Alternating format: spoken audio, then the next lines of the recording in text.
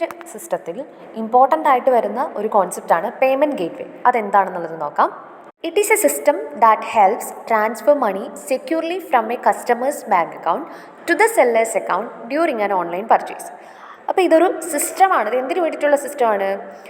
ഇപ്പോൾ ഒരാൾ ഓൺലൈനായിട്ട് പർച്ചേസ് ചെയ്യുകയാണെന്ന് വിചാരിക്കാം. ഇപ്പോൾ പർച്ചേസ് ചെയ്യുന്ന സമയത്ത് കസ്റ്റമർ എന്ത് ചെയ്യും? കസ്റ്റമറിൻ്റെ അക്കൗണ്ടിൽ നിന്നും സെല്ലേഴ്സിൻ്റെ അക്കൗണ്ടിലേക്ക്, ആരുടെ കയ്യിൽ നിന്നാണോ നമ്മൾ പ്രോഡക്റ്റ് പർച്ചേസ് ചെയ്യുന്നത് അവരുടെ അക്കൗണ്ടിലേക്ക് നമ്മൾ മണി ട്രാൻസ്ഫർ ചെയ്യുന്നുണ്ട്.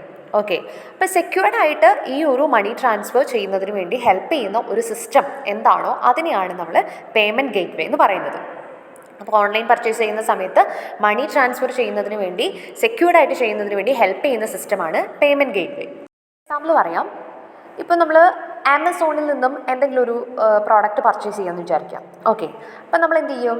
പേ യൂസിങ് യുവർ കാർഡ്, ഒന്നെങ്കിൽ നമ്മൾ കാർഡ് യൂസ് ചെയ്തിട്ടുണ്ടായിരിക്കാം, അല്ലെങ്കിൽ ഏതെങ്കിലും UPI ആപ്ലിക്കേഷൻസ്, ഇപ്പോൾ നമ്മൾ ഗൂഗിൾ പേയോ ഫോൺ പേയോ ഒക്കെ യൂസ് ചെയ്തുകൊണ്ടായിരിക്കും എന്ത് ചെയ്യുന്നത്? പേയ്മെൻറ്റ് നടത്തുക. ഓക്കെ, അപ്പോൾ ഈ പേയ്മെൻറ്റ് നടത്തുന്ന സമയത്ത് അവിടെ ഒരു പേയ്മെൻറ്റ് ഗേറ്റ്വേ ഉണ്ടായിരിക്കും. ഓക്കെ, അപ്പോൾ ഒന്നെങ്കിൽ UPI വഴി അല്ലെങ്കിൽ കാർഡ് വഴി നമ്മൾ പേയ്മെൻറ്റ് നടത്തുമ്പോൾ അവിടെ ഒരു പേയ്മെൻറ്റ് ഗേറ്റ്വേ ഉണ്ട്. അതൊന്നെങ്കിൽ Paytm, പേപാൽ, അങ്ങനെയുള്ള, ഇപ്പോൾ Paytm വഴിയാണ് നമ്മൾ പേയ്മെൻറ്റ് നടത്തുന്നത്. അപ്പോൾ അതൊരു ആപ്ലിക്കേഷൻ, അതെന്താണ്? പേയ്മെൻറ്റ് ഗേറ്റ്വേ ആണ്. ആ പേയ്മെൻറ്റ് ഗേറ്റ്വേ എന്ത് ചെയ്യുന്നു? നമ്മുടെ പേയ്മെൻറ്റ് പ്രോസസ്സ് ചെയ്യുന്നു.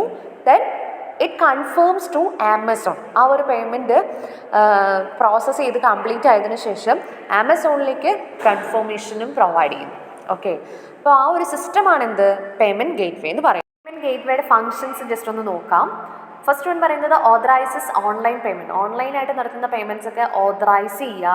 എൻക്രിപ്റ്റ് സെൻസിറ്റീവ് ഡാറ്റ, അതായത് ഇപ്പോൾ നമ്മുടെ ക്രെഡിറ്റ് കാർഡോ ഡെബിറ്റ് കാർഡോ ഒക്കെ യൂസ് ചെയ്തിട്ടാണെങ്കിൽ നമ്മുടെ കാർഡ് നമ്പേഴ്സൊക്കെ യൂസ് ചെയ്തുകൊണ്ടായിരിക്കും നമ്മൾ എന്ത് ചെയ്യുന്നത്? ആ ട്രാൻസാക്ഷൻ കംപ്ലീറ്റ് ചെയ്യുക. ഓക്കെ, അപ്പോൾ അത് വളരെ സെൻസിറ്റീവ് ആയിട്ടുള്ള കാര്യമാണ്. വേറൊരാൾക്ക് അത് എത്തിച്ചേർന്നാൽ അത് മിസ്യൂസ് ചെയ്യാനായിട്ടുള്ള ചാൻസ് ഉണ്ട്.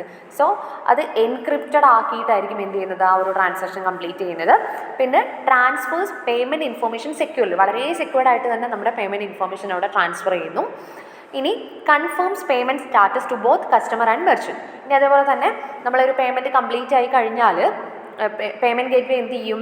കൺഫർമേഷൻ കൊടുക്കും രണ്ട് പാർട്ടീസിനും. അതായത് ഇപ്പോൾ കസ്റ്റമർ ആയിരിക്കും, കസ്റ്റമറിൻ്റെ അക്കൗണ്ടിൽ നിന്നാണ് സെല്ലറിൻ്റെ അക്കൗണ്ടിലേക്ക് ട്രാൻസ്ഫർ ചെയ്തതെന്ന് വെച്ചാൽ കസ്റ്റമർക്കും ആ ഒരു പേയ്മെൻറ്റ് സ്റ്റാറ്റസ് എന്താണെന്നുള്ളത് കൺഫേം ചെയ്യും, മെർച്ചൻറ്റിനും അതേപോലെ തന്നെ ഇത് കൺഫർമേഷൻ പ്രൊവൈഡ് ചെയ്യുന്നതാണ് പറഞ്ഞത്.